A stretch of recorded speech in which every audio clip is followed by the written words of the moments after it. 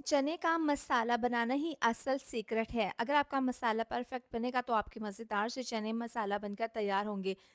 तो 1 किलो चने हैं, इसको रात भर पानी में भिगोकर रख दिया था, प्रेशर कुकर में डाल देंगे, पानी डाल देंगे, नमक डाल देंगे, चनों को उबाल लेंगे। अब उबले हुए चने कटोरी में डालकर थोड़ा-सा गर्म पानी डालकर इसका पेस्ट बना लेंगे। दूसरी कढ़ाई में 1 कप डाल देंगे ऑयल, खड़े मसाले डालकर, प्याज़ डालकर हल्का-सा गोल्डन कलर आने के बाद लहसुन अदरक का पेस्ट डाल देंगे।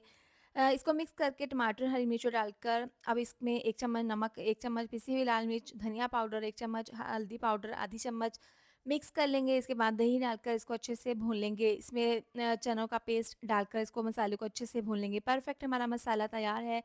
उबले हुए चने डालकर इसको मिक्स कर लेंगे। खुशबू के लिए पिसा हुआ गरम मसाला डालकर इसको मिक्स कर लेंगे।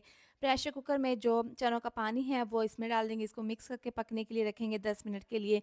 बहुत ही परफेक्ट, बहुत ही सॉफ्ट हमारे चने मसाला तैयार है।